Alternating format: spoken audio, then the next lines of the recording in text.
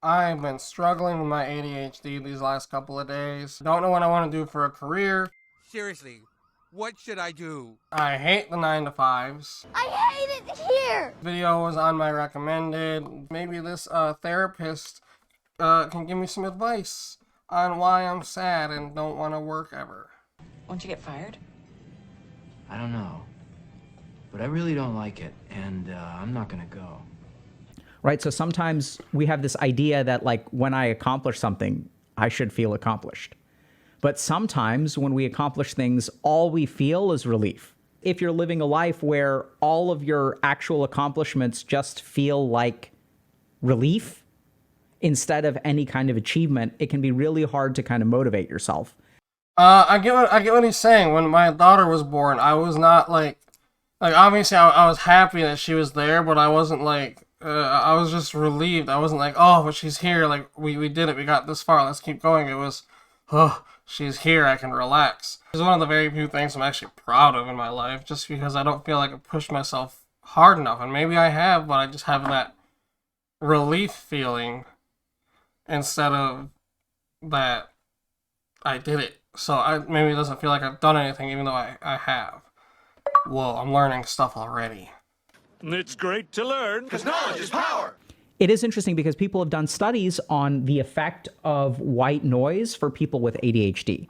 And what they sort of discovered is that sometimes white noise can help people with ADHD. And the reason for that is really fascinating.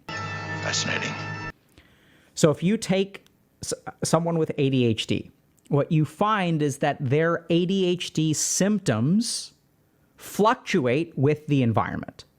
And the more boring of an environment, the less stimulus you have in the environment, the worse the ADHD becomes. So the interesting thing about the white noise kind of perspective, or warm brown noise or dark brown noise or whatever you call it, is that there is some scientific evidence that some amount of increased stimulus will actually help people with ADHD focus more, because you're sort of getting out of that low stimulus period where the ADHD is looking for something to kind of jump into. That makes sense, because I actually use brown noise to help me fall asleep. It helps slow my mind down, because then I can just focus on falling asleep, because I do, like, you stop, at least I do, I stop hearing it after a while, and it gets to, like, the point where I actually have to, like, refocus in on it to actually hear it again, because, like, my brain, like, it hears it and then it just puts it back here and it takes up all that space so that I can focus on what I need to focus on. What I found working with people with ADHD is that if you're understimulated by your environment, your mind will start to wander and you'll try to create self-stimulating kind of things. You'll wiggle around, you'll fidget, you'll get distracted.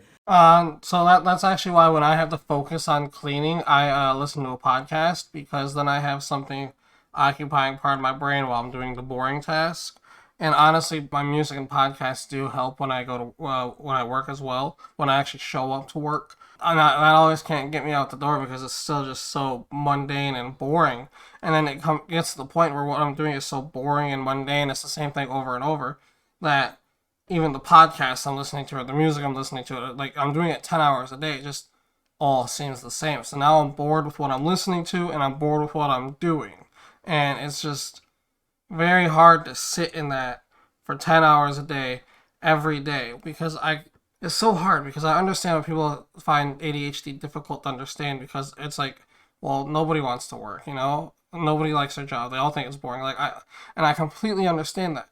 But it's just, there's another level to it. I have such a hard time with, like, interviews, like job interviews. They ask me a question, and it's like, okay, I want to give you a direct answer, but I feel like if you don't get this knowledge, about this knowledge, about this knowledge, you're not going to understand why I have this answer. So even though if I'm giving you an answer that seems completely logical, and even if that one piece of information was logical and an acceptable answer to you, to me, it doesn't feel like it is, because you don't understand why, to me, that answer is so significant. And it just keeps layering on top of each other. And that's constant thought with ADHD. It's just constantly going. Just different parts of your brain are constantly going, constantly shouting things. It's very loud.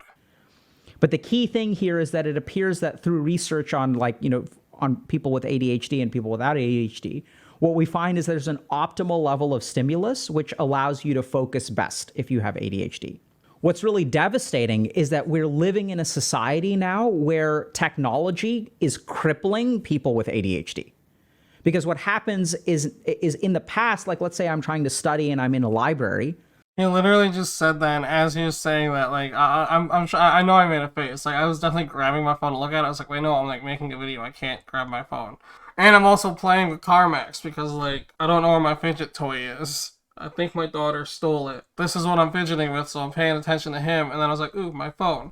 While he's talking about technology is crippling us. And I completely agree. And I've been trying so hard to stay off my phone and limit my screen time because the endless scrolling for somebody with ADHD, it gives you something new to look at, something new to look at, something new to look at, something new to look at. And it cripples you because before you know it, you've been on it for a few hours. And it's like, I can be doing so many other things besides being on my phone. I can make YouTube videos. I can learn something about, like, I've been watching so many videos lately about editing and things like that, and it's because I want to make better content, so I have to learn. It's like it's another distraction. So content creators with ADHD gotta be very careful because, oh, I gotta post this TikTok. Oh, now I've been on TikTok for an hour. Like, you gotta be it's a slippery slope for sure. This is something that's going around nowadays, is this concept of hyperfocus. So what people tend to find is that even if you have ADHD, you're able to enter periods of intense focus on a particular thing. So this is something that people sometimes forget about ADHD, is that it's an attentional disorder. It's not necessarily an inattentional disorder. Okay, so it's attention deficit. Yeah, it's an all or nothing. Either I'm focusing on everything all at once and I get so much done, or I'm not focusing on anything and I'm not getting anything done. It's so hard when people are like, just do it. And it's like, I can't. I'm sorry. I'm trying to do it. I'm trying, but I can't. Like, I saw like a good example like a while back, and it was like, it's like if somebody's yelling at you, telling you to start the dishwasher over and over, but there's no start button.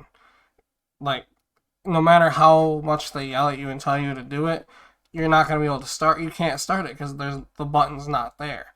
But for everybody else, they have that button and they can start it, but you can't. Because here's the real problem with hyperfocus, is that it's generally speaking not controllable. That's where what I tend to find in when I work with people with ADHD is that they're looking to harness that in a consistent way, right? They're like, oh, if I can just hyperfocus, then everything would be so awesome. If I could hyperfocus every day, everything would be great. I just need to figure out how to. My last video that I posted, when I was editing that, I got into like a hyperfocus. Like, it's not something you can really control, like he's saying here, and it's not something you necessarily want to be. And like, yes, you get a lot done, but I stayed until about 3 a.m. editing that video because I just had so many thoughts, and then like I realized it was 3 a.m. and I was like, oh my god, like, I wanted to start waking up at 4 a.m. every morning, but like I'm not doing it now. And it kind of just makes you lose the rest of your day if you had other things going on. If you have a choice between, random periods of hyperfocus on random tasks too, because you can't necessarily hyperfocus on what you need to hyperfocus on. In fact, a huge problem with ADHD, especially if you talk to people like parents, is like their kid will perseverate with Legos. They need to do their homework, but they can sit and focus on Legos for 8 hours at a time. Or they can play Minecraft for 14. I have Legos in my closet, and I haven't been buying them because they're expensive, and I should not spend my money on stuff that I don't necessarily need.